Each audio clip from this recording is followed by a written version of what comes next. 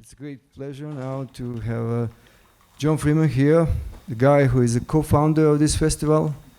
4 years ago with Alexander Hammond, they came in Sarajevo and they brought the other friends.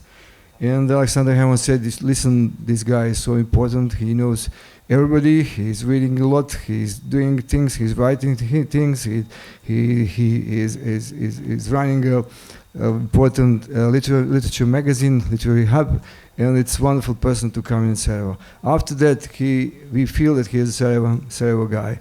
And thank you for coming, John Freeman.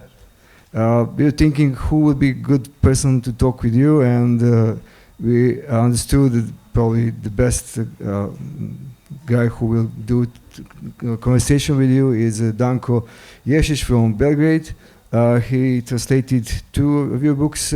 The last one is this dictionary on doing nothing, undoing. Okay, undoing. Sorry. And the book before this book is an important book for the writers, for the people who like literature. It's a story about the writers. It's interviews with so many important writers called how to read a novelist. How to read a novelist. I'm happy to announce this program and wish you a nice conversation. Thank you for coming.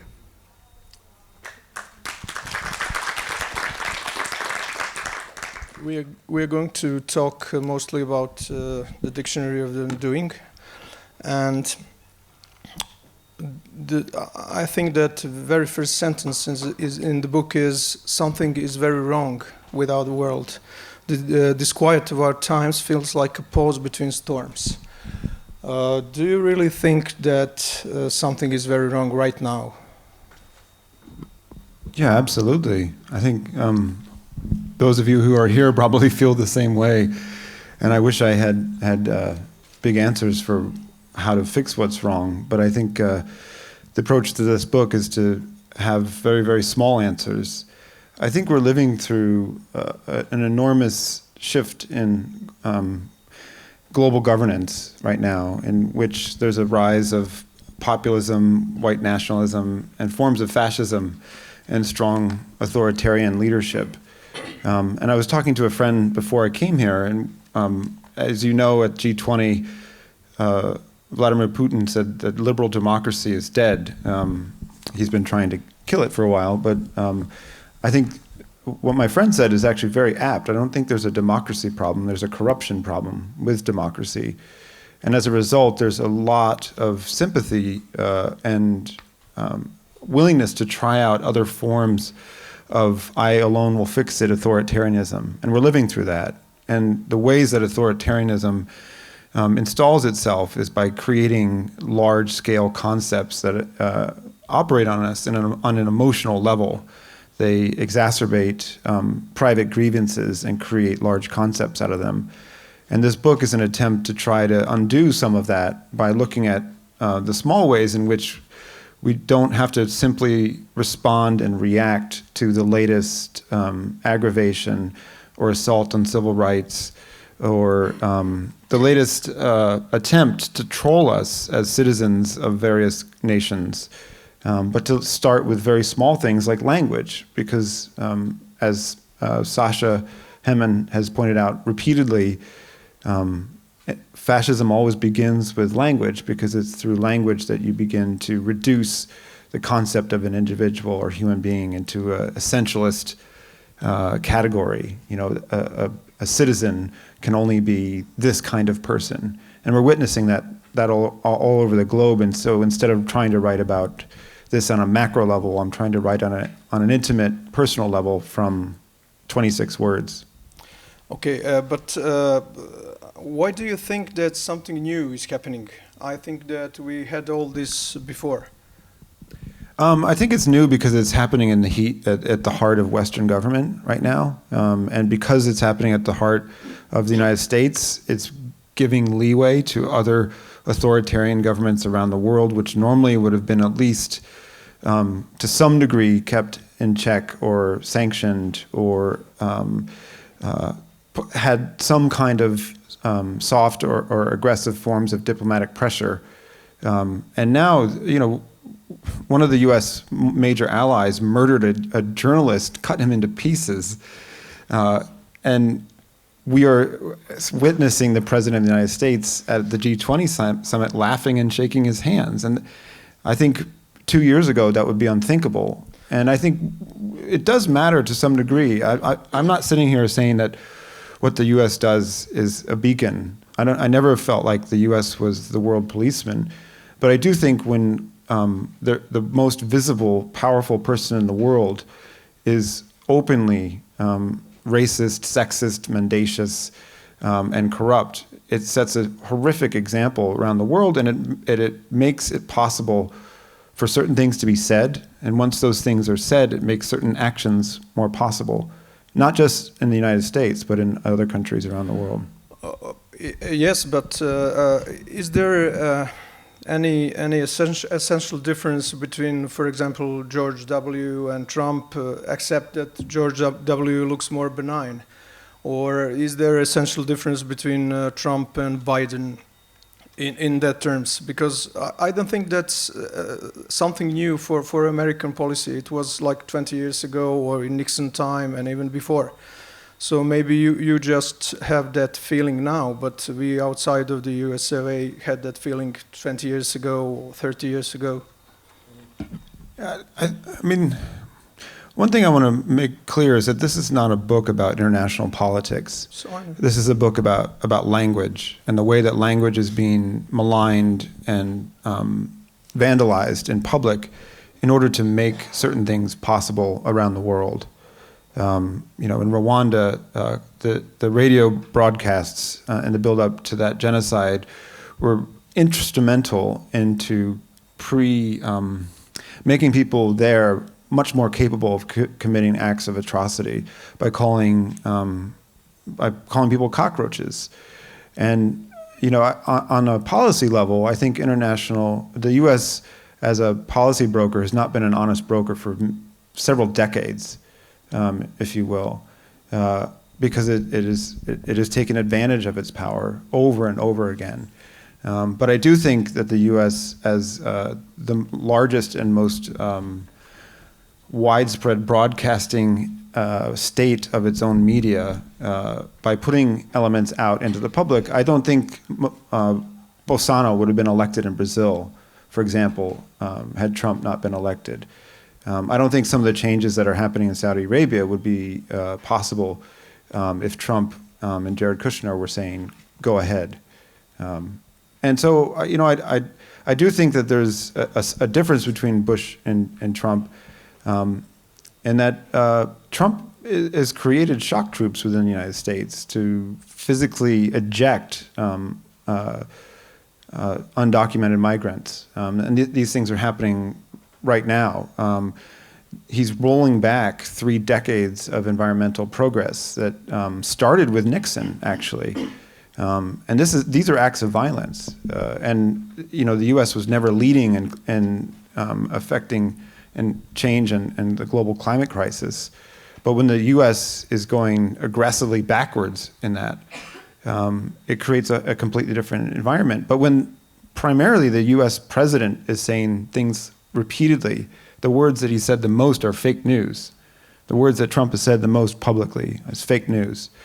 When he's constantly chipping away at our sense of reality, so that what is happening publicly is denied in plain sight, and what is being brought to try to record what's happening is being called fake.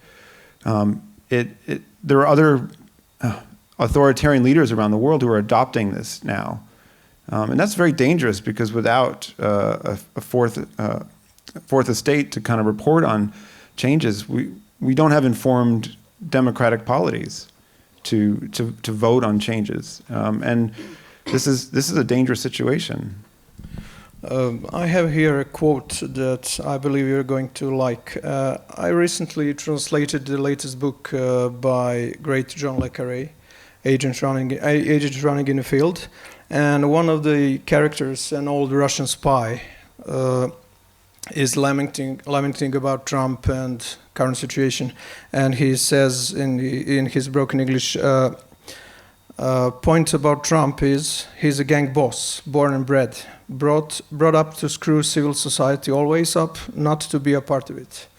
So this is probably something that you are going to agree with, or and in your book, when you mention the powers that be, do you mean just authorities or the government, or something more sinister?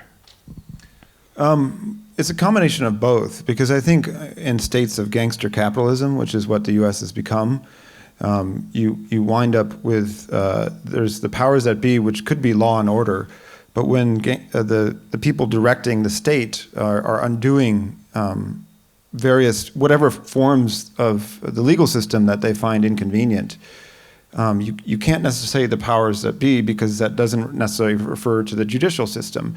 It ultimately becomes anyone who is in consort with the head of that gang, really. And that's kind of what we're witnessing with Trump, and that he's willing to make bargains with anyone who's willing to agree with him.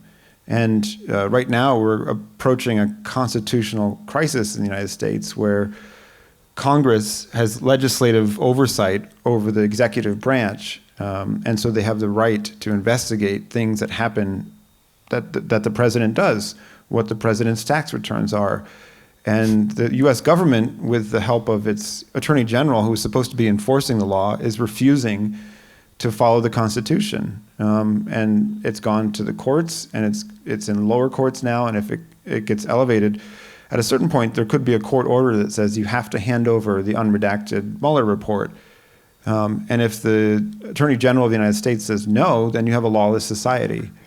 And then it's very dangerous, because then you have one person deciding what is legal and what is not. And that's never been the system for any sane or even workable government. It ends up being in total tyranny.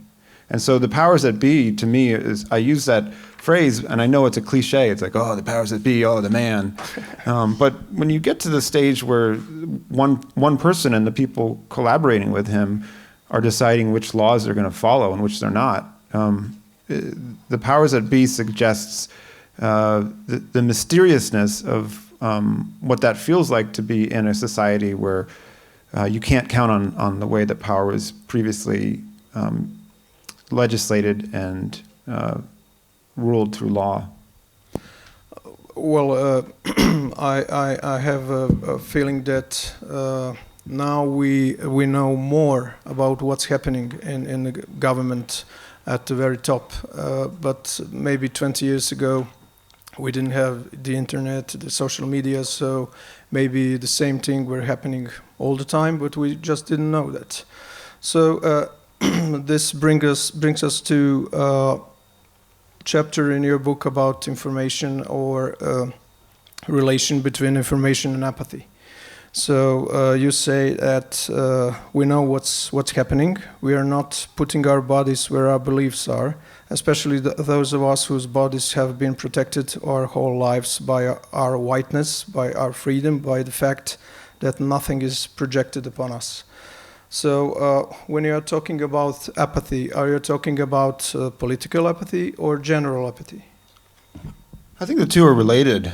I think if you believe certain things and you watch them being violated constantly, and you don't have enough time in your daily life or energy to be persistently, constantly protesting, writing letters, using every form of, every avenue of protest that you have as a citizenship, this is exhausting.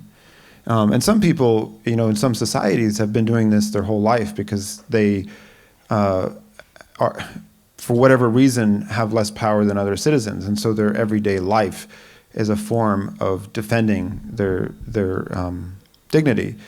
But, the build-up to, I find it symptomatic that the build-up to Trump's election included a kind of orgy of televised violence against mostly unarmed African-American men in U.S. society. Some women, like Sandra Bland, was pulled over arrested, and we don't know exactly what happened to her.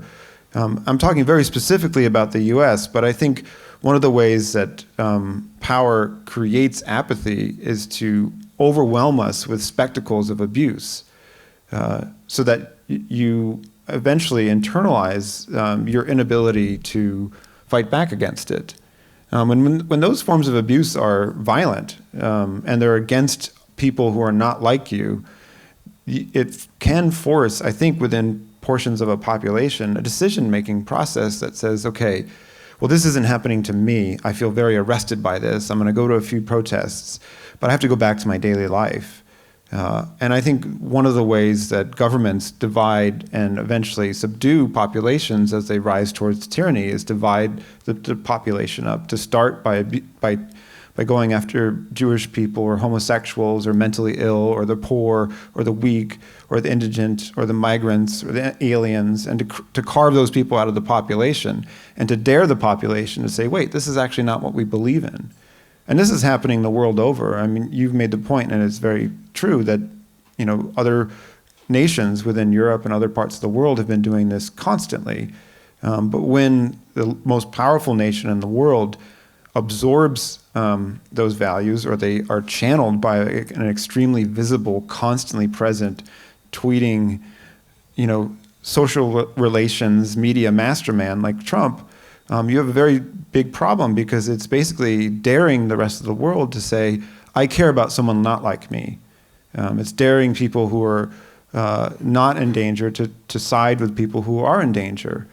And given that we're also living through one of the biggest transfers of wealth in human history, there is a simultaneous issue of who has the time and the energy when there are other forms of economic assault bearing down on them, and whether it's, can you pay for school, can you pay for your health care, can you pay for a roof, can you take care of your parents, are you going to go and protest on behalf of someone you don't know for an abstract value? The answer, increasingly, it seems, at least in the US and other parts of Europe, is no. And that's a dangerous tipping point, because once, I think, those types of decisions have been made through apathy, you'll see an increasing grab of more and more power and more danger for the weakest and most vulnerable populations within various nations. Do you have to be interested in politics or even other people to be a good man or a good citizen?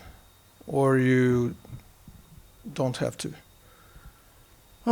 Okay, if you live by yourself and you're a good man and you respect your neighbors, do you have to be interested in politics or other people's problems to be a good man? Politics is a narrative of power. And it happens on a supranational level, on a national level, on a neighborhood level, and on a local level. And one of the dangers, I think, of our current climate is that because the various figures in Italy, the sort of right-leaning prime minister they have there now is a jokester. Trump is a huckster and an entertainer. Putin is an entertainer in his own, fucked up way. And there's a kind of entertainment value to the way that this is being reported and the way it's being narrated and the way it's being performed. And I think the result of this, if you feel powerless, if you're seduced by the entertainment value of it, is to just simply watch on the national level as it unfolds, and to feel the kind of voluptuous embrace of chaos approaching, which I don't think necessarily is an exaggeration. But the point of my book is to say, let's step back a little bit. Instead of only responding to what's happening, in our nations, in Europe, in America, let's just step back and think what matters to us. And I start with the body. I start with the word agitate. Because agitate used to mean, to agitate for justice, to sort of, vibrate against each other and agitate for change, agitate for social justice. And instead, because we're being turned into spectators and consumers of these rising forms of tyranny. Agitate is what's happening to us. We're being agitated. And as a result, we get online, or we withdraw, or we're rude to people around us, or we get depressed, we feel powerless. And so the first couple words in my book, body, I think is being redefined in some ways, and this spectacle, this society of spectacle we live in. And so I'm trying to say, you don't have to follow politics, but you can start to step back and think, what do I actually believe in? What are my values? And how can I embody those with the words I use? And what happens if I think about the words I use? Does that change the way I behave to you or to my neighbor? At school when I pick up my kids or something like that. And to me, that is the only way out of this to some degree. In a few parts of the book, you mention church, you mention religion. Well, not religion as religion, but you mention people going to church and feeling joy and happiness and something like that. And you mention that there is an idea that a body is also a container for joy. I think it's kind of a dark and gloomy view. Why also container for joy? I think that it, in the first place, is a container for joy. I believe that too, but I think, look at our forms of entertainment. How many movies have you gone to where someone's happy all the way through, in which their body's being treated well? How many television shows do you turn on and there's a woman murdered in the first 5 minutes? How many spectacles that we're talking about politically revolve around someone being treated well? A lot of it is the spectacle of infliction of pain. And that's what is so alarming, I think, about this particular president, is that he enjoys creating the spectacle of inflicting pain on others. And I don't, although on a substantial policy level, I don't think he's yet that much different than Bush. Bush was not making an advertisement for the abuse of power, whereas Trump is, and I think there's a very big difference in that. And so in the context of those things, the media we ingest, the ways that I think our societies are struggling with the toxicity of our food sources, the industrialized food networks that we depend upon, the ways that there's epidemics of cancer and other diseases that are totally out of control, that our healthcare systems cannot seem to solve or cure, let alone, at least in many nations, cure or treat in a decent way. I think there's a lot of people walk around feeling pain. And yeah, we were born in the world crying and wet and slick with no language, dumb, unable to walk, totally dependent on our parents. That's how all of us enter the world. But then we gradually learn the ability to laugh, to smile, to cooperate with others, to be in a group. And all of those things, to some degree, are under assault right now. So I think it's useful sometimes in an academic or let alone literary critical way like this book to defend the capacity for the body to be a chimney for joy. And I think it's in that defense that you can actually form some kind of, not necessarily all-encompassing, powerful, demolishing resistance power, but it can be a demonstration to others that there is this other way to think about the body, to use the body, and to live in the body. Well, you mentioned that in many movies we see somebody's getting injured or something like that. I believe there's maybe a psychological reason for that, because it is for us as human beings much easier to sympathize or even empathize with someone who is hurt than with someone who is happy. Because, we said, oh my God, he's hurt. And we said, oh my God, he's so happy. I believe that there is maybe a simple reason for producers to create content that's going to be interesting for audience. Yeah, but I mean, I've seen probably thousands of people shot in the face on TV and in movies. And luckily I've never seen that in real life. But what does that mean? That is your constant digest of human interaction in a dramatic form. And I think if you look at how Greek drama was actually performed, Greek drama is incredibly bloody. There's a lot of tragedies. There's not a lot of happy people taking selfies. And yet there was something still gestural about it. Many of the video games that children play now, teenagers, now I'm going to sound like an old person, involve war. And it's a way of normalizing, I think, the least common denominator solution to often fabricated and created problems. And I do think you're right. Like movies. No one has written a novel, although there's a novel here by Aminata Forna about happiness, which uses that title as a kind of Trojan horse. But it's very difficult to write a whole novel about happiness, let alone a single poem. And, by the end of the poem, you're just like, oh, I want to get away from this person. They're so happy about their happiness. And that's not what I'm saying. What I'm saying is that, the body is both a symbolic and an actual thing. And if in all of its symbolic ways, or many of them, publicly, in our cultural sphere, it's being used as a contact point for pain and for abuse, and then on top of that, we see the spectacles of abuse being produced by our governments.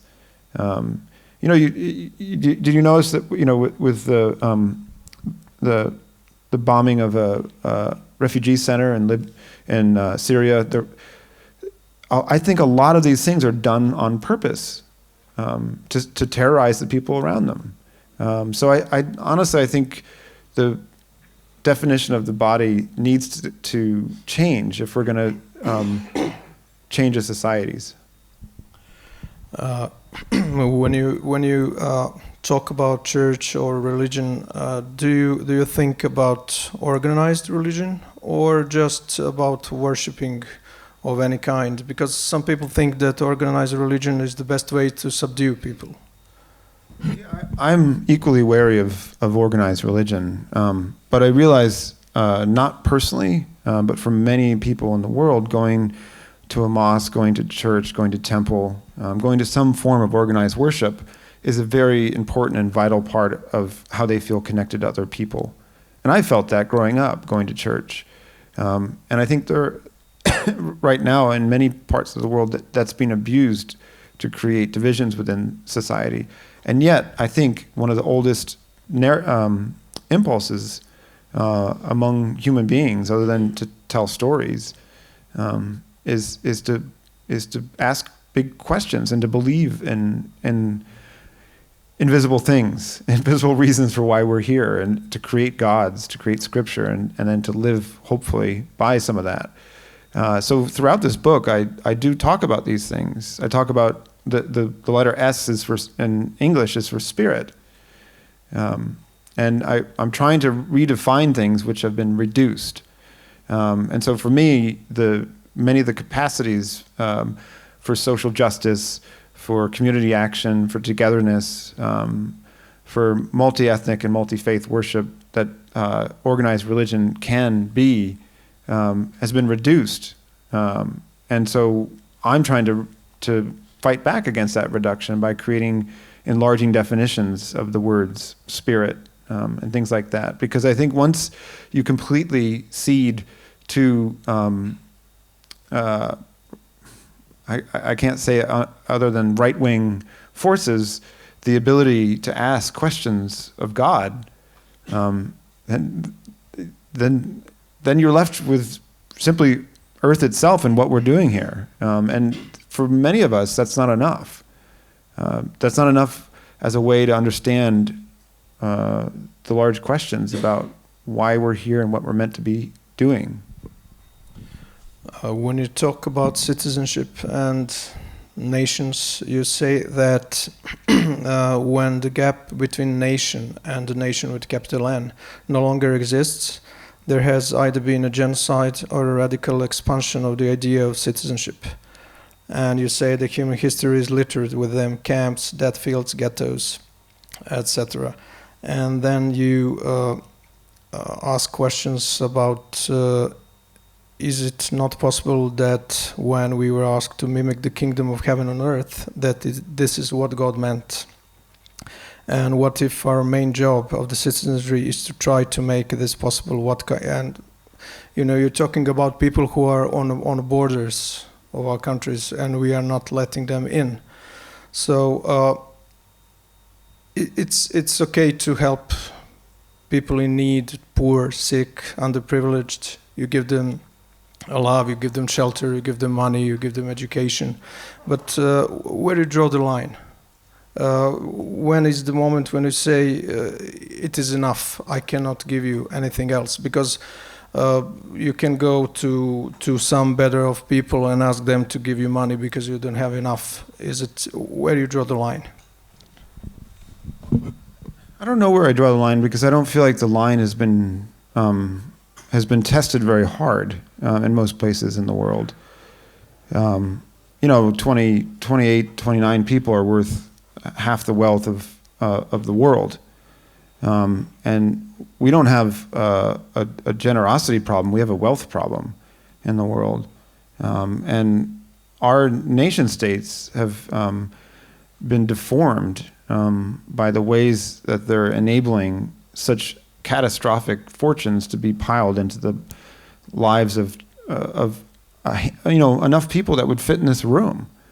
And I think asking the questions about how a society functions only if it spreads risk and operates with generosity is a way of changing a society so that these spectacles of and actualities of enormous wealth are no longer tolerable, because we're reaching a critical mass point, I think, at which the north-south divide in terms of wealth, and in terms of the effects of the climate crisis, are unsustainable.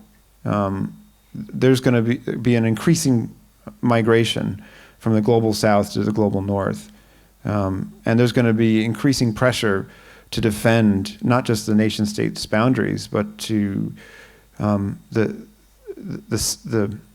personal boundaries. You know, why should I care about this other abstract individual who may not even come, you know, from the same culture or language or part of the world as me? But one of the things I've found personally, and you know, this is a personal book, it's not a book of recommendations. So everything I'm saying here is my own thoughts. It's not something I would run on a platform to be a politician for. But I do find that if you start to give to other people, to strangers, very quickly you'll realize that you have a lot more to give than you previously could. I live on a block in Manhattan, and before I get to my corner, I've passed 2 people sleeping on the street. The average price of an apartment in my neighborhood is $1.2 million. The building across from me sold 5 years ago for $25 million, 3 years ago for $80 million, 1 year ago for $110 million. So there are fortunes being made in real estate, and yet the city can't seem to come up with a plan to help probably mostly mentally ill, homeless people to get shelter, to figure out how to get into job programs, to take medicine, and to somehow become a functioning part of society. And I find it intolerable to walk by and not hand someone money if they ask for it, or to at least acknowledge their presence. And I think in general our societies have reached a point now where we cannot, double negative here, we cannot not acknowledge the presence of need. And so as a result of that, we're trying to come up with a different definition of what a society is. And we have there's a decision here. Is a society made by who we exclude, or is it made by the values that you live within it, which can be kindness, generosity, taking care of the weak, and following the habits and the policies and the decisions of the powerful so that they don't abuse the rest of us. And, you know, there's no real answer to your question except for something as long-winded as that. Yes, thank you. You also mentioned decency. You say that we will resist full-blown tyrannies by practicing decency ourselves. Practice kindness to all in smaller numbers, and it slowly can be asserted as a norm. Do you think that this is enough, and is it even possible? So, Yeah. for example, you gave that homeless person $1 or 10 cents or something like that, and your conscience is clear now and everything is okay. But do you think that really helps? And if we all give $1 to that person, what will happen? Is this a really solution, or maybe to do something else? I mean, I'm doing other things other than handing out money, but I don't know the answer to your question, but I know not giving out money is impossible for me, because, you know, there is this myth, which maybe you hear it in New York a lot, like, oh, that guy stands on that street corner, he probably makes $80 a day, and he lives in an apartment in Brooklyn, and he has a Toyota, and his kids are going to private school, and this insanity is a function of the long, at least in Western democracies, war against the liberal state, and it's the idea that a state can take care of the people inside of it. And so when this supra narrative of who we are collectively, which is our states to some degree, because we have our flag, we have our passports, we sing the songs, even if we don't, it's still being piped into our ears and our subconscious all the time. But when that supra narrative is saying, don't take care of others, take care of yourself. These people are coming to get you. You know, there's a wolf at the door, and you're not even paying attention. But maybe it's not a wolf, maybe it's a fox. Maybe the fox doesn't eat babies. Maybe it just wanders around amongst us. And it's really, I'm speaking metaphorically here, but maybe that's actually the metaphor that makes more sense. So to get back to your question about decency, I noticed, and I'm sure you have, there's a brilliant documentary that a friend of mine asked me to watch before I came here once, by Remy Audran. And one of the quotes in that documentary that it was said by a doctor, which really just absolutely broke my heart. And she said, you know, this is the people of Sarajevo for you, you know, so good and so very decent. And, you know, if decency, you know, in the face of something as awful as what this city experienced for those years, can help people survive, then it can help people survive something as minor in comparison as a crazy Trump. But I think ultimately the longer that someone like Trump and other people like that are on the public stage and are piping toxic messages of selfishness, of mendacity, of enjoying the abuse of power, of enjoying the infliction of suffering, of enjoying the spectacle of suffering, it gradually starts to chip away at your ability to be decent, because you're angry all the time. If you care about the opposite, if you care about decency, and that anger will express itself in some way or another. You'll start to reduce the people on the other side who voted for, say, Trump or whoever else is like Trump. You'll start to reduce the circles that you travel in. And then you start doing exactly what a figure like Trump is doing, which is reducing people, reducing the definitional meaning of a person. I don't want to talk too much about Trump, but when you say that he's changing something, but even before election, his platform was same as today. So he's just doing what he promised in a campaign, and people voted for him. So why do you think that Trump did something else than only making people's wishes come true? Because he promised that, and he's doing that now. I agree with Sasha. I don't subscribe to the school that America was great up until Trump was elected. I think the country has been full of forces of incredible racism and sexism since its beginning. The land in which it stands was stolen by force through brutal genocide. The way that the country built its wealth was on the back of stolen labor. The way that it participated in international conflicts often benefited itself. And yet it has this mythology of being the greatest nation on earth and being the most moral nation, the city on the hill, the city chosen by God. I don't subscribe to those things, otherwise known as American exceptionalism. But the difference with Trump is that he says everyone has these thoughts to some degree. And part of existing in any society is not saying everything that you think, but eventually agreeing to be in a group of people in a states of mutual beneficialness. That's a word. And part of that is learning to accept the differences of others. And if you have the most powerful person on the earth saying these differences make people subhuman, and there are people who might behave decently, they might have racist thoughts, but they might have the capacity to stop the thought and create a decent action, but are suddenly being said, well, wait a second, actually, maybe this little gremlin inside me. No one is pure. We're a mixture of selfish and generous instincts.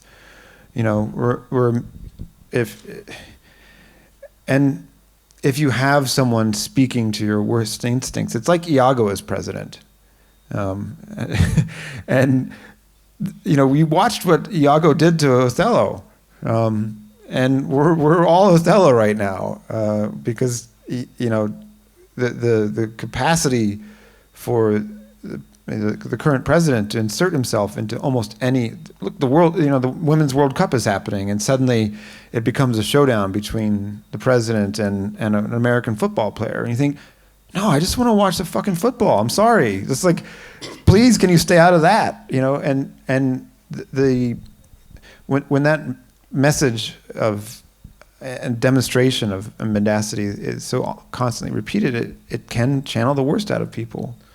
Well, it's same in Europe now because politicians are not pretending anymore to be gentlemen. They are not not ashamed to take bribe, to take money, to say nasty things because it's normal. And they say maybe 20 or 30 years ago they were pretending to be nice and sympathetic and diplomatic, and now it's just say what you want, and people will say, okay, that's something I maybe think sometimes in my home, and they are not afraid of public opinion or losing next elections or anything because they just want to do what they want to do, and that's it. Well, the chapter N for the English word is norms, and norms are enormously important. For the longest time, it was the norm to be sexist, even though it was illegal to assault someone. But there's a big gap between sexism and assault, and yet that's a gap that needs to be constantly policed and improved. But when the norms by the most powerful person in the world are being reduced or being pushed as far as possible from the spirit of the law, like as in every body should be equally protected, it actually makes it much more possible for the norms to never cause the law to change. And so when you can not just flout norms, but what we're starting to see in the United States, and I'm sure in other places, the flouting of laws, you're in real big trouble because there's no norms in which to fall back upon to say, hey, wait a second, even though that's the law, it's also the norm. But when the norms are smashed, you can't actually resort to anything. And this is where I think the constant assault on language and the power of facts and truth is very dangerous because you need to also simply be able to create a coherent sense of reality that proceeds through a series of changes in law and events. But when those are all smashed by the speed of society that moves through digital networks and the ability of one person to dominate them, and cause everyone to react, then that sense of coherent time is also adjusted. You also mention environment and problems with destroying environment, and you say that now we eat meat far more often than we ought to. At the prices artificially low, a meal is no longer anything close to a celebration or a ritual. So what we can do, maybe we can find some Soylent Green type food source or something. What else we can do? Well, it's scientific studies have shown that if we eat meat if we skip meat in one meal, there will be a gigantic impact on the climate crisis, because one of the biggest creations of carbon gases is how we farm our land and use it for animals and for animal meat. Your question about the environment it gets to personal choices, and a lot of these issues and these words that I'm bringing up have to do with balancing the needs of the self with others. And one of the reasons I think you're all here, less to hear talks like this that are probably agitating and full of things that you've thought about and maybe are worried about, but you're probably here to see novelists. There's a magic to a novel, and how it forms and creates a coherent world, a universe, and in its containment creates a kind of moral system that you are forced in the course of imagining it with the writer to react to. And I think the novel is a form that we need in order to deal with what it means to be an individual within a society. There are a lot of novels increasingly in our narcissistic era about one person, the giant kind of unfolding work of autofiction, of the sort of self responding to people around it. And some of those are good and some are a little tedious. But I think the novels, most of us, I'm betting, the novels that you probably gave to other people, the novels that made you readers, are the novels in which there's a group of characters. There's love, there's family, there's death, there's the cycles of life, and there's the kind of world around that group of characters. And the reason why I think that can be so effective is it suddenly gives you a microcosm for how the difficulty of being a decent person within a group. Because it is difficult. If it was easy, everyone would be decent. If there weren't these sort of gremlins inside us being like, well, actually, you can cut in front of that person, and maybe she's going to be two people back in line, and that's one tiny thing. But there's many, many, many ways in which we are faced with that choice every day about where to situate ourselves with others, and one of the most basic ones is how we eat.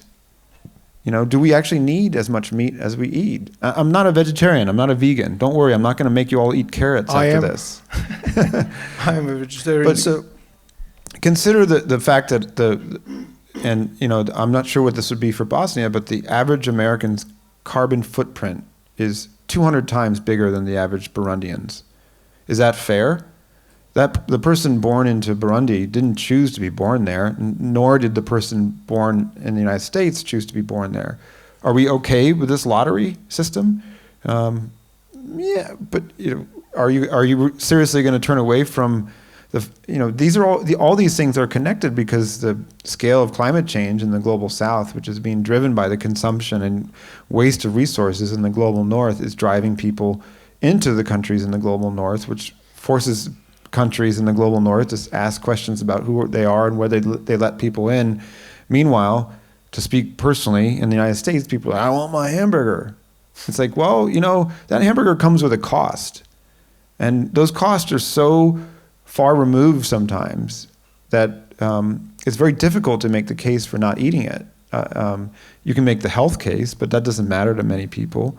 Sometimes people are so poor that they don't even have the choice, actually, because meat has been subsidized to such a degree that it actually is easier to eat and find in many grocery stores than vegetables. But we have to actually slowly make changes.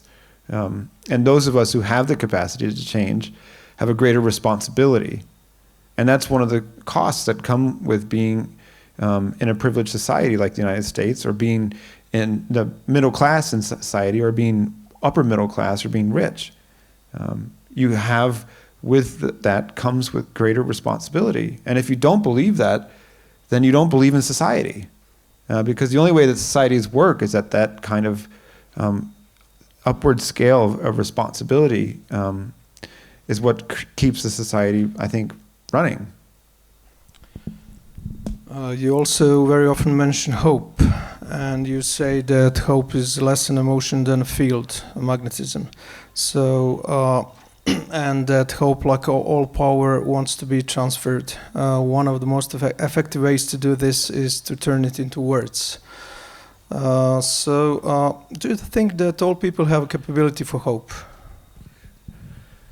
The question you ask is so big. It's like, do all people have the capacity for love? Yes. That I don't think they do. But sometimes, love is something that just happens, and you don't control it. But hope is something that I think requires more of different capacities than love. You have to, even a child which is born like a week ago can love someone or something. But I believe that for hope you need other capabilities. I might agree with you, but I do think they both share the fact that they're rooted in the imagination. To love another person is to imagine what it's like to be them and to know what they might want, and to give them that thing. Sometimes when they're not asking, and to have hope is to actually have the imagination for a better outcome that might be possible, even if it's deeply, deeply, deeply unlikely.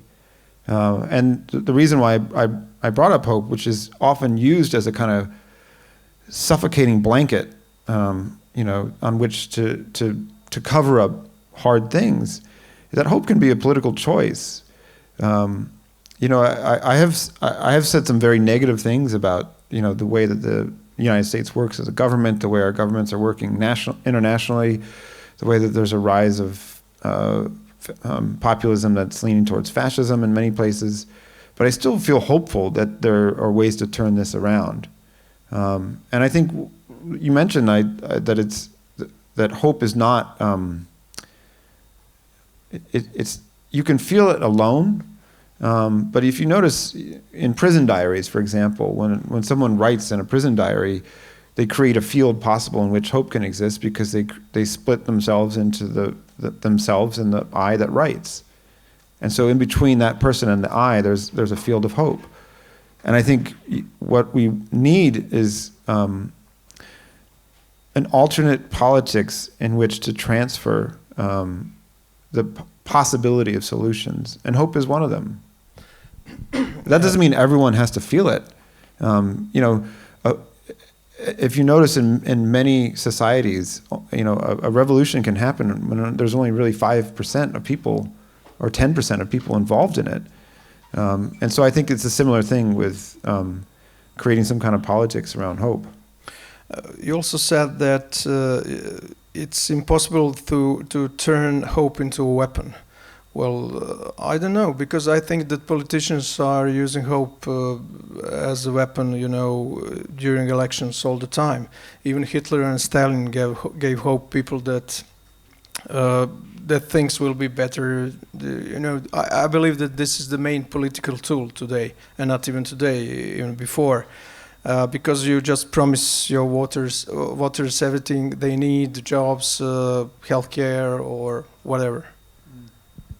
You might have a point there. I mean, one of the things that's been effective about the right wing and Trump in the United States is that they've managed to get people to vote against their own interests by targeting their desire for change, and hope is a big part of that. And hope is also a big part of the right-wing swing in many churches. The hope for a better world, often after the world in which we live in.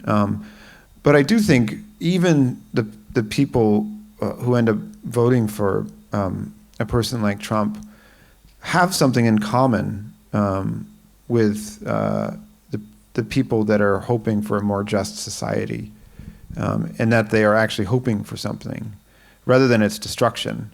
And I think to say that you hope for destruction is, to me, definitionally an oxymoron. But that's the way I'm defining hope. Okay, maybe we can call this misguided hope or something like that. Okay. You also mentioned social media and narcissism. And you say that on social media it is considered normal to talk about yourself a lot of the time, to talk about yourself in the third person. So I also think that narcissism is old as humanity itself, because social media are just the water surface in which narcissist looks his reflection. So if it's not in one's nature to be a narcissist, I don't see how you can become one. Yeah, but there were murderers before there were guns, but guns made them much more effective. There were people wanting to move across time and space, but when they got into a car versus a horse, they were much more efficient at doing that.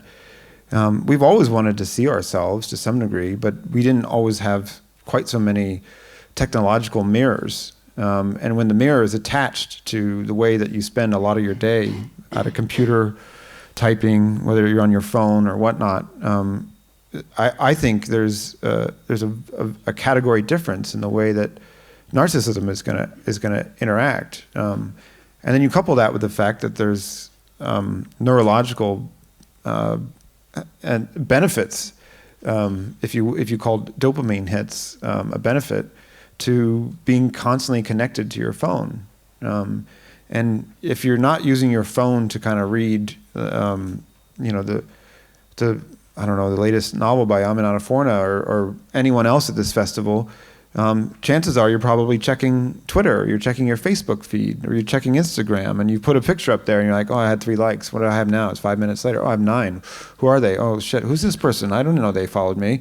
Who are they? Oh, shit, they look really nice on their vacation. Oh, I feel terrible. I need to go to the gym. I got to get a waxing. And, there's this constant sense of the externalized self. And that is changing the way that we experience ourselves. That we externalize much more and share much more through social media. And as a result of that vulnerability, we need much more validation, which the computer and the neurological impacts of using it are reinforcing. So I think it's a vicious cycle. I went off Facebook because I just found it ultimately diminishing. I couldn't keep up with the amount of friends that I had. I also found myself curious about what people I didn't know thought about my latest photograph of my mother-in-law's dog. I think this is a colossal waste of time. And so I do think that there's a category difference. Human beings have many not very pleasant capacities, but I do think narcissism has only increased with time. Okay, and then you also mentioned justice, and you say that as citizens we can enforce justice ourselves outside the justice system by gathering and mobilizing and making ourselves into groups that, because of our size, ironically reinforce the value of small, of one. So as far as I know, justice was never intended to be for all, without an exception. So it was always for the citizens, or for the one or nationality or another, or for one social class or another. So why do you think it's now time to have justice for all? There's a book. Noam Chomsky has a theory that within societies that liberty and the definition of liberty and freedom goes in a kind of sine curve, and I agree with that. And I think in U.S. society, but in many others, that sine curve is narrowing and narrowing and narrowing, so that the most powerful and the wealthiest have the most rights.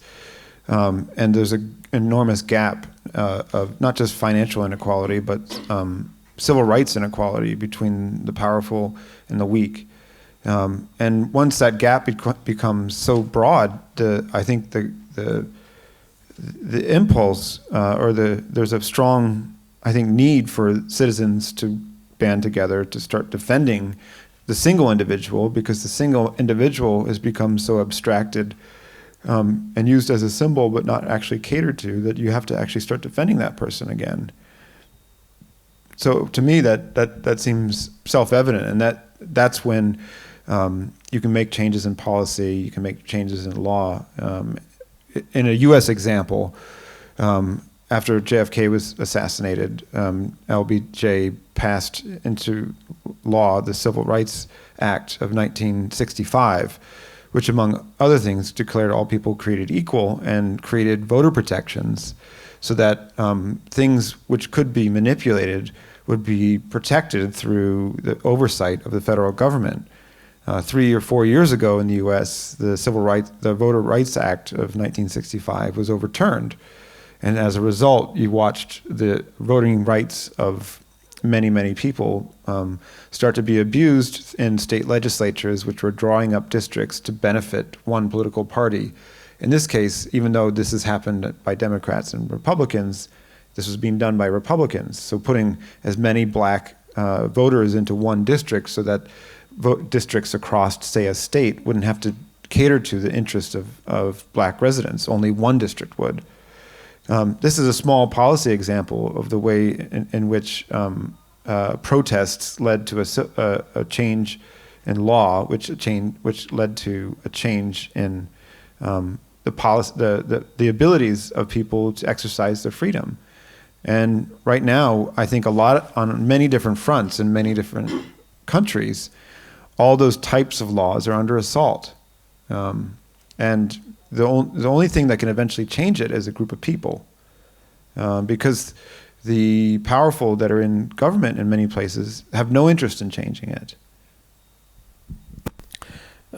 You also mentioned when you talk about killing that we live in a strange society when it comes to the visibility of violence. Our music and movies are full of stylized killing. And it's something that we mentioned before, but what about long tradition of public executions, stoning, lynch mobs, and decapitating guillotines, and it's nothing new. Yeah, nothing is new in most societies. They just become more visible. And so, yeah, the guillotine was being used, and then it wasn't used because it was barbaric. Yes, the gas chamber was being used, and it's still being used in some states, but it's not being used in many other parts of the world. Public executions were being used, and then they weren't.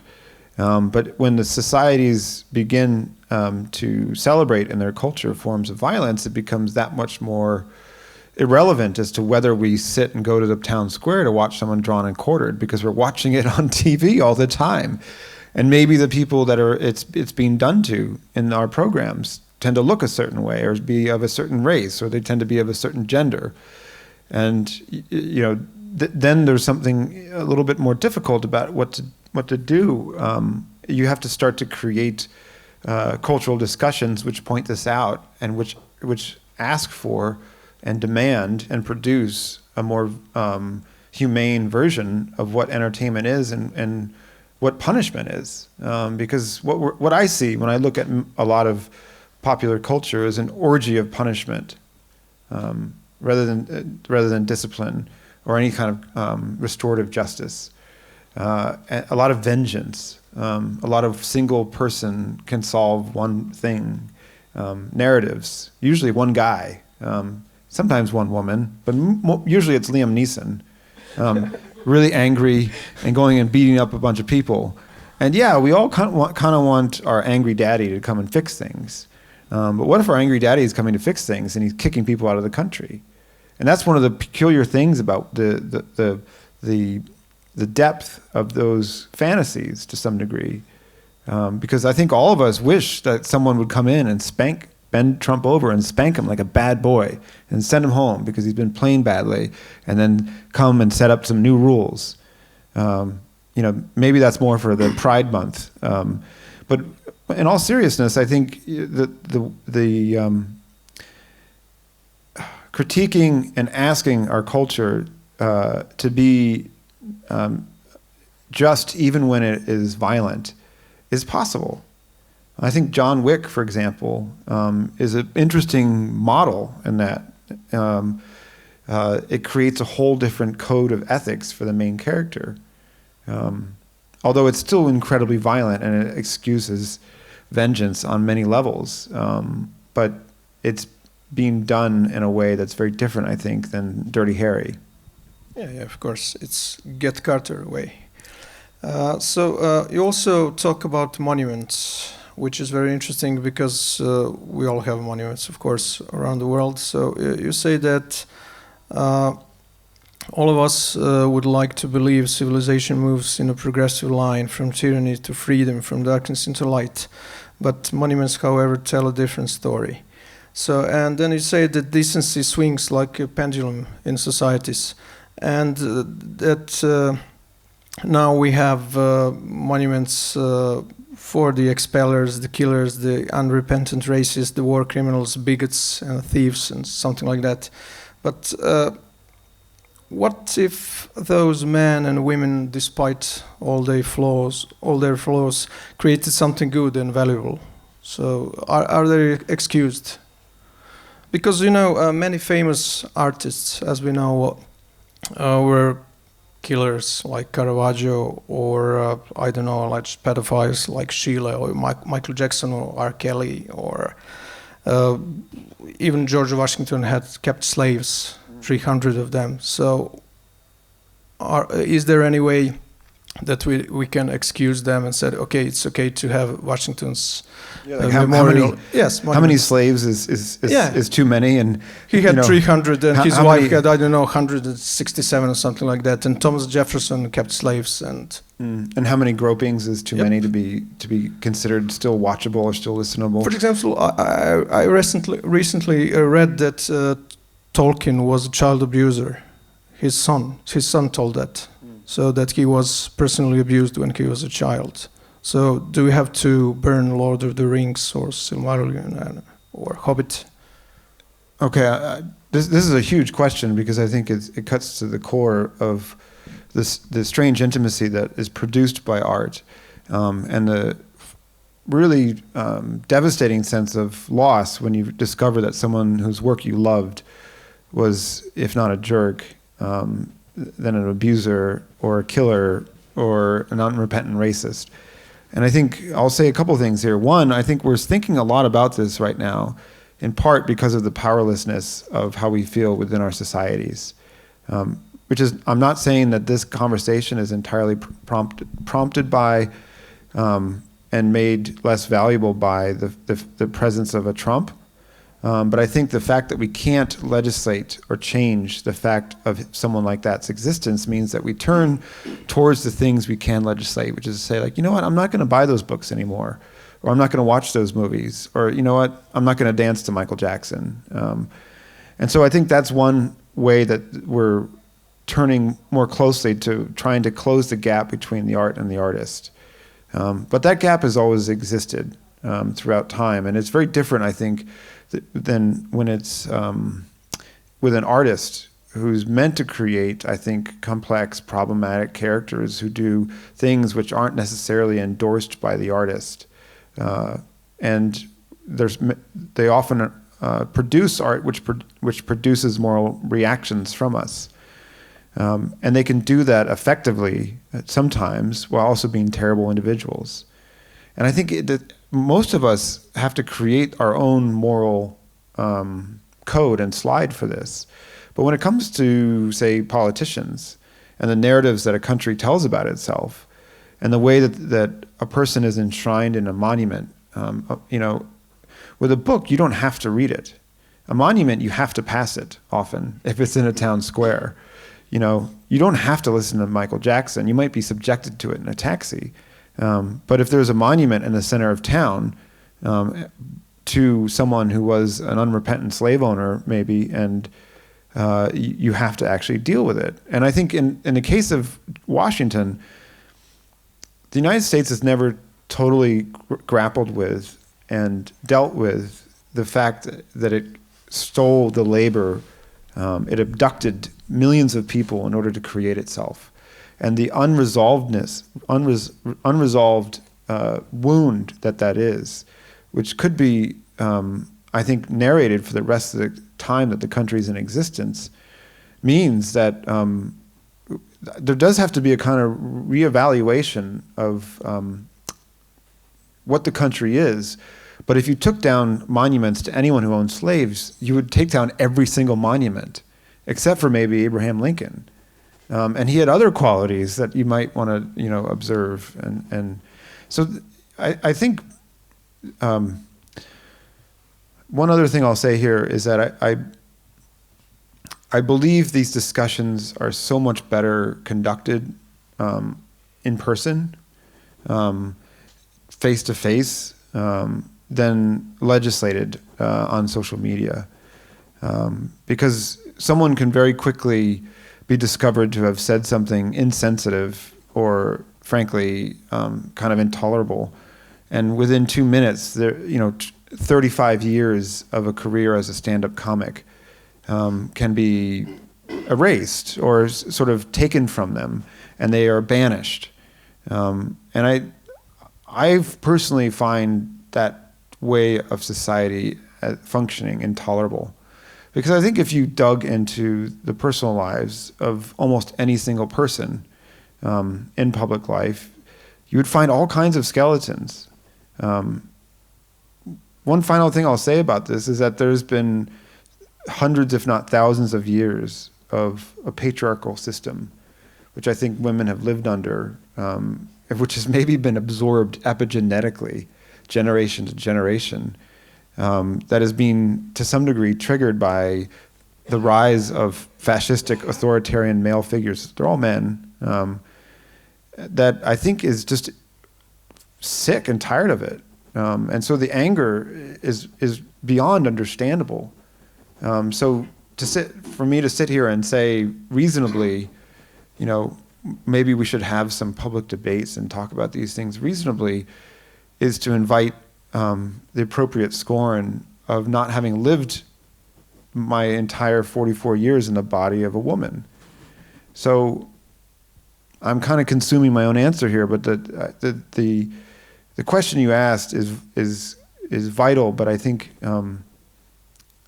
ultimately I don't believe in cancel culture, if I can come to any conclusion. Because I think it's so much easier to cancel and banish than to deal with the fact that people we abhor, who've done things we hate, have made things we love. And sometimes it's a book, sometimes it's a song, sometimes it's a nation. You also write about racism and racial problems. So it's very hard for us here in Europe to understand the scale of racism in the United States, because you mention all things, and that you say that especially in the United States, the police have not always been enforcing the law. They have often been enacting cruelty and death sentences upon the bodies of black and brown citizens. And you also say that it is the ethical responsibility of white people to attend protests, because the killing is often done in their name.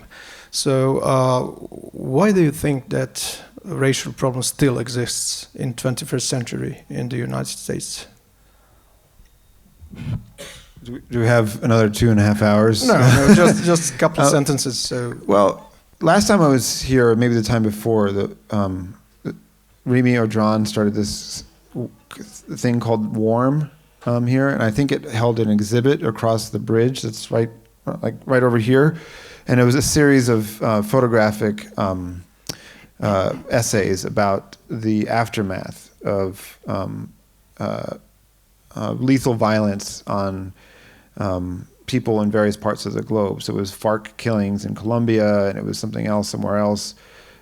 It was people whose family members had been murdered in Srebrenica.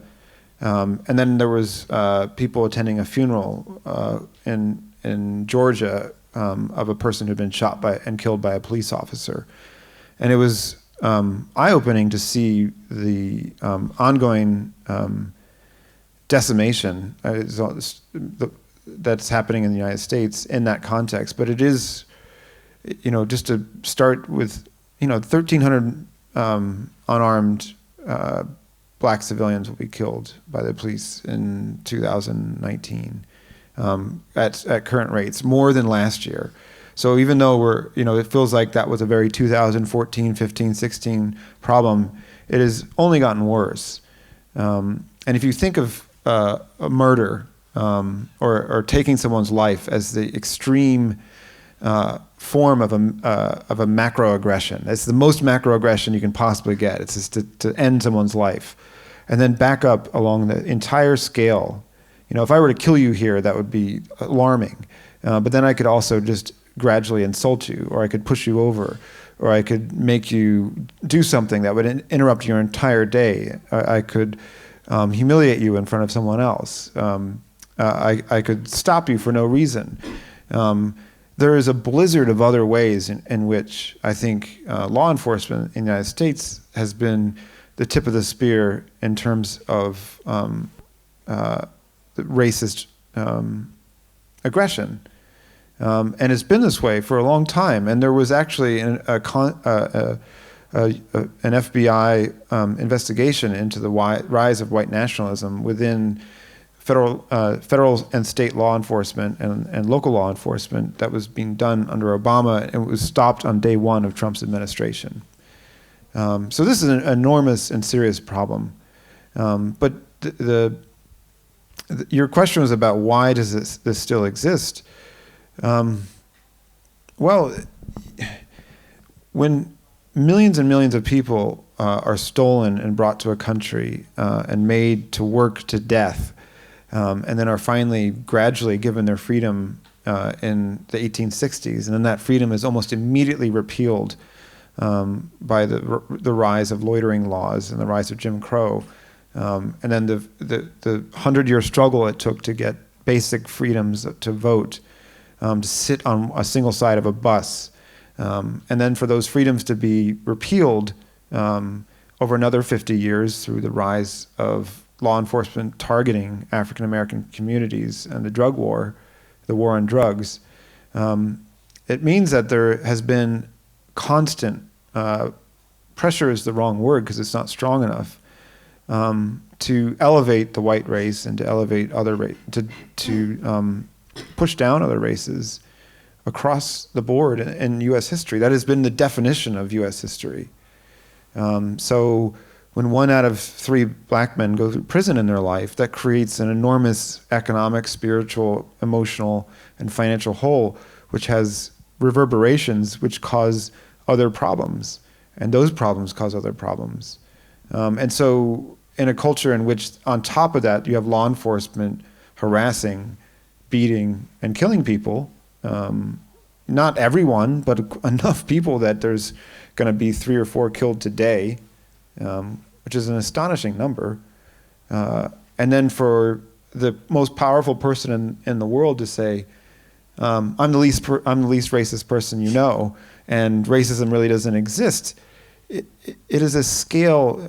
I've used this word 3 times, so I'm going to do it again. It's a scale of mindfuck that's beyond, I think, the capacity to understand, but it creates deep and constant states of anxiety and woundedness.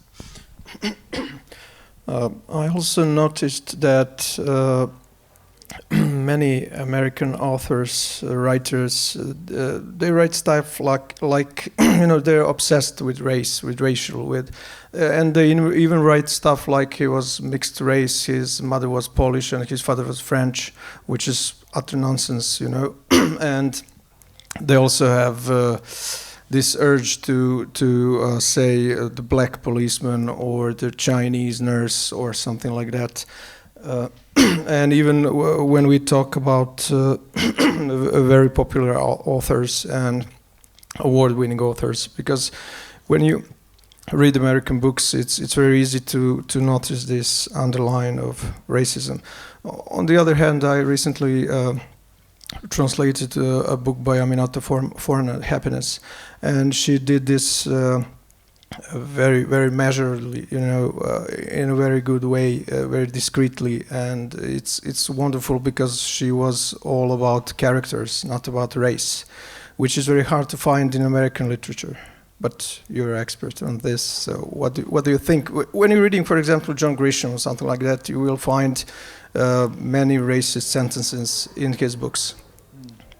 Yeah, I think the racial laws in the United States were probably, even though England benefited and directed and organized the transatlantic slave trade from a fairly early period after the Portuguese, the fact that racism has been more lethal in the United States. There were hundreds and thousands of people killed in lynchings simply for being black and standing next to a white woman perhaps. And there hasn't been that scale of racialized violence within the UK. The English Empire was in some ways an exercise in transnational racism. They send all the racists to the United States. So. Well, I just think there's racism has a different. It takes I'll probably end up talking about this with Aminata tomorrow, but it takes a different form in the UK as it does, and I'm going to say this word again. Sorry to swear, but Richard Pryor has this joke about the difference between seeing race and being racist, and he says it's like this: if you say this black motherfucker, that's racist because the most important thing is not the fact that he's the MF, it's the fact that he's black. Whereas if you say this motherfucking black guy walks in the room, and it's the adjectival use of the swear word becomes the definitional aspect leaned on someone. And I think England leans more towards that versus America leans towards in the other direction. And I think there has been for so long, I think, such tiny representation of the multitude of the people that exist within the United States, within our culture, in our culture, that there's an effort, I think, to some degree, to acknowledge that and to say that. And I think writers who are not white understand a lot better, I think, than white writers instinctively, I think, just how to write that representation into books, whereas white writers, I think, need to be seen writing the representation. And so they often do it very overtly.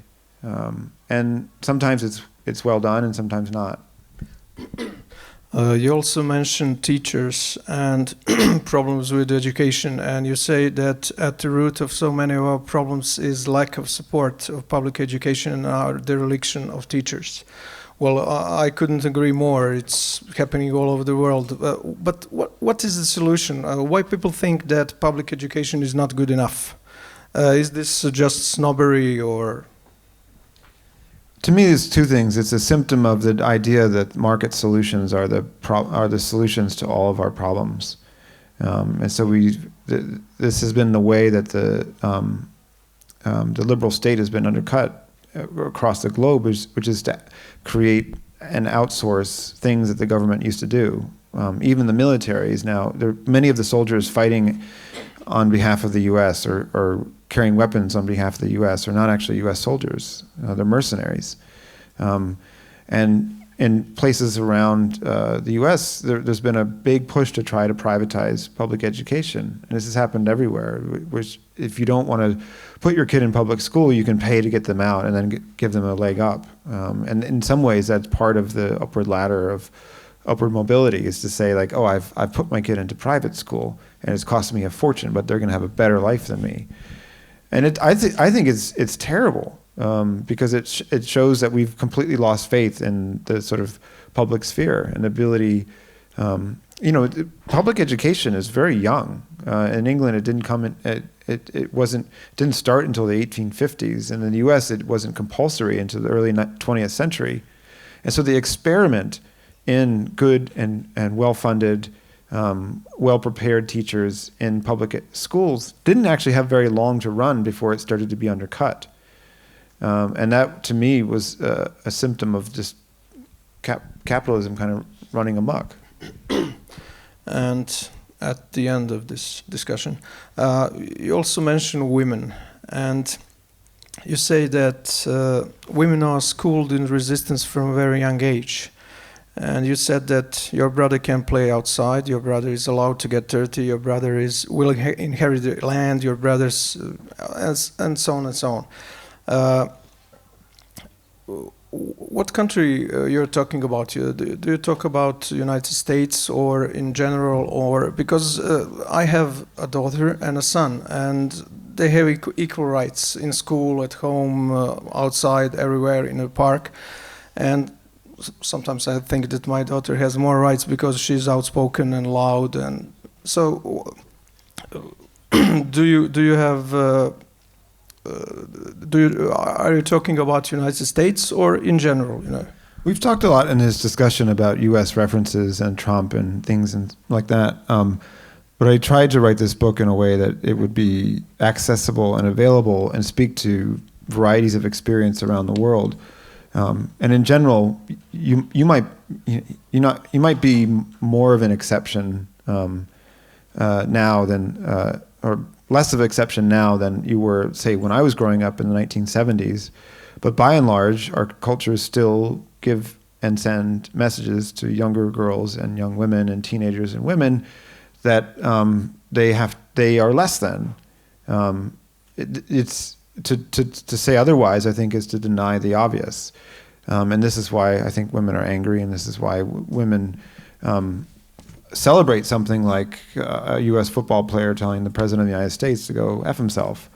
And so I think one of the things that I'm trying to make, one of the points I'm trying to make in that piece, it's W is for women, is that because women have constantly had to observe the ways that the world is unfair and absorb that and operate around that, women have often been at the core of fighting against other forms of unfairness because they are taught from a very young age how to deal with unfairness, how to internalize it, and how to navigate it. And so if you look across the world, women are at the root of almost all social justice movements. And this was just an attempt for me to try to acknowledge that and to try to look at the fact that if we're going to move forward in many of our societies, we have to not just recognize the power and the equality of women, but the fact that women might make some of the best political organizers around. Well, we'll have to finish very fast because we are stayed out welcome. But at the very end, I have to ask you, you mentioned Black Lives Matter movement and Me Too movement. Do you think that they really can change something, or they are just, last year's Band-Aid, this year's Band-Aid? No, I think they absolutely can change something. When you can get a group of people together who have experienced the same injustice and make them, A, feel less alone for having experienced that injustice, and B, feel like they can speak about that injustice in public spheres when previously they would have to do it alone, and then C, maybe change policy on the basis of that injustice. That's a powerful thing. Right now there's a Me Too movement within the literary sphere in Mexico. And they have created committees and subcommittees within the Me Too movement. There's a committee for legal action. There's a committee for childcare for people who want to go to protests but have children. There's a committee for policy change. There's a committee for lobbying. And this is a very big change in a culture and a country like Mexico. So I absolutely believe these things have had changes. Okay, this is it for this this discussion. So we're Thank you for listening for so long, and to all my. I don't have any opinions left at all. We are going to continue the next year. So nastavit ćemo sljedeće godine. Tako da hvala vam svima na strpljenju.